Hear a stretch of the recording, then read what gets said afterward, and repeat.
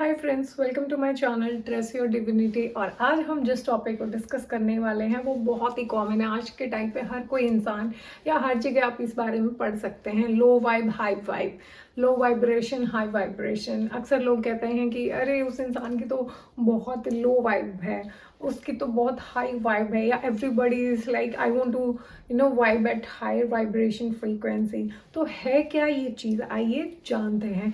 Quantum physics के अनुसार हर चीज़ universe में एनर्जी है जो एक पर्टिकुलर फ्रीक्वेंसी पे वाइब्रेट करती है। हर एक चीज़ की अलग अलग फ्रीक्वेंसी है, इंक्लूडिंग हमारे इमोशंस। तो जो इमोशंस अच्छे हैं like Joy, happiness, forgiveness, kindness, spiritual enlightenment, वो सब वाइब्रेट करते हैं हायर फ्रीक्वेंसी पे। वहीं पे जो emotions like depression, anxiety, guilt, fear, shame, anger, वो सब इमोशंस वाइब्रेट करते हैं लोअर फ्रीक्वेंसी पे।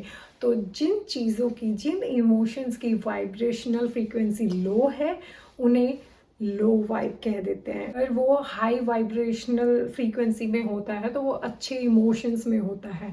तो अब इस बारे में आई होप आपको कोई कंफ्यूजन नहीं है। बेसिकली इमोशंस जिस फ्रीक्वेंसी पे वाइब्रेट करते हैं उन्हें इमोशनल वाइब्रेशनल फ्रीक्वेंसी कहते हैं। और ये दो मेन कैटेगरी में डिवाइड किया गया है, high vibrational frequency and low vibration.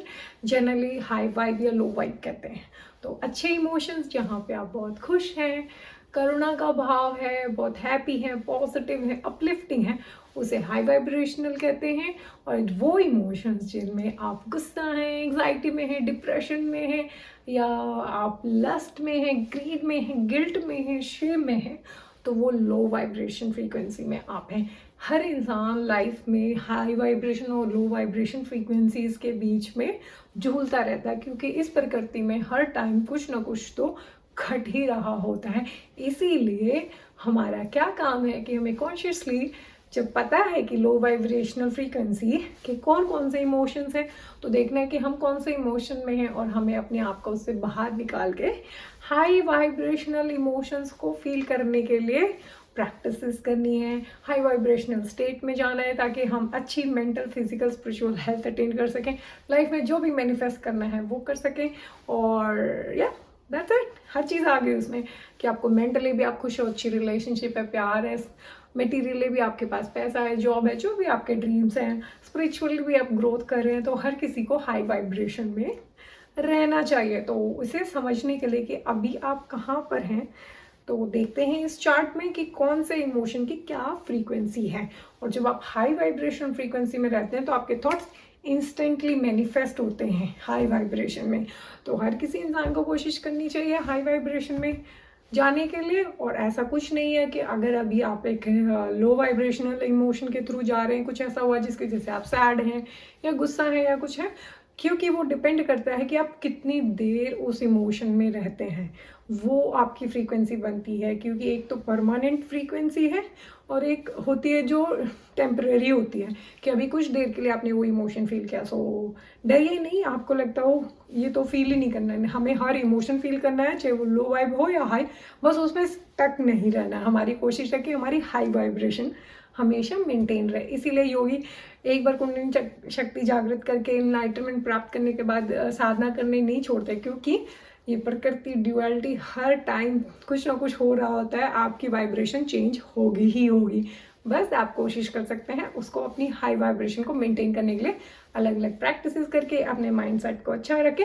वो हम किसी और डिटेल में जानेंगे। अभी आप देखिए कि कैसे हमने इमोशंस को डिवाइड किया है लो वाइब्रेशनल फ्रीक्वेंसी में और हाई वाइब्रेशनल फ्रीक्वेंसी में।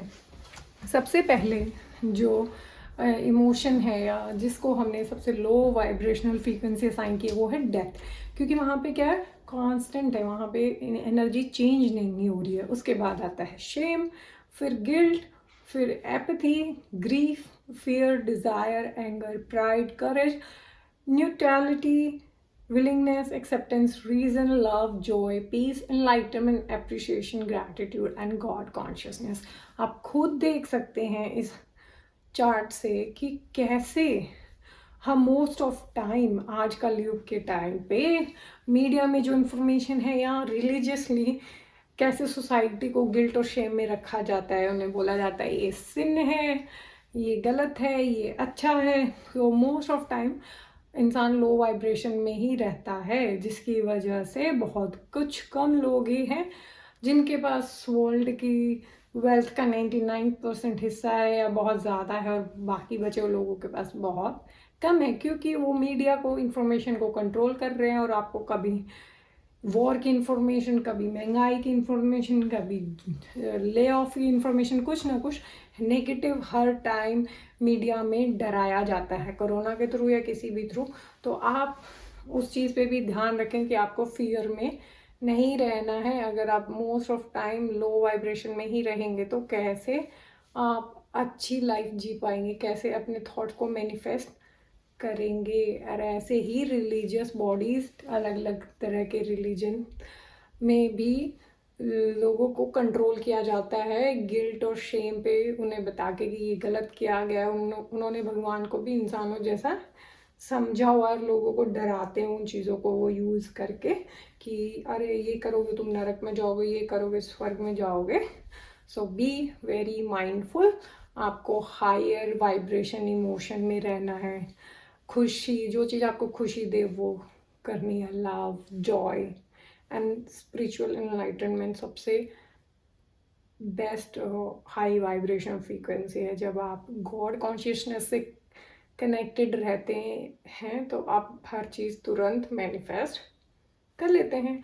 सो आई होप आपको ये क्लियर हुआ होगा कि हाई वाइब्रेशन, लो वाइब्रेशन का क्या मतलब। सो आई होप आपको ये समझ आया होगा। आप इसे साइंटिफिक हाई वाइब्रेशन फ्रीक्वेंसी और लो वाइब्रेशन फ्रीक्वेंसी से मिक्स नहीं करिएगा। ये हमारे इमोशंस को बेसिकली कैटेगराइज किया गया है। जो अच्छे इमोशंस हैं वो हाई वाइब्रेशन है, और जो नॉट फीलिंग गुड वाले इमोशंस हैं वो लो वाइब्रेशनल फ्रीक्वेंसी पे।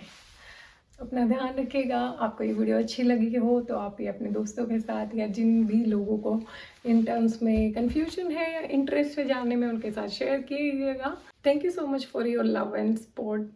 Please do subscribe if you haven't subscribed my channel yet. Like and comment. Take care. Bye.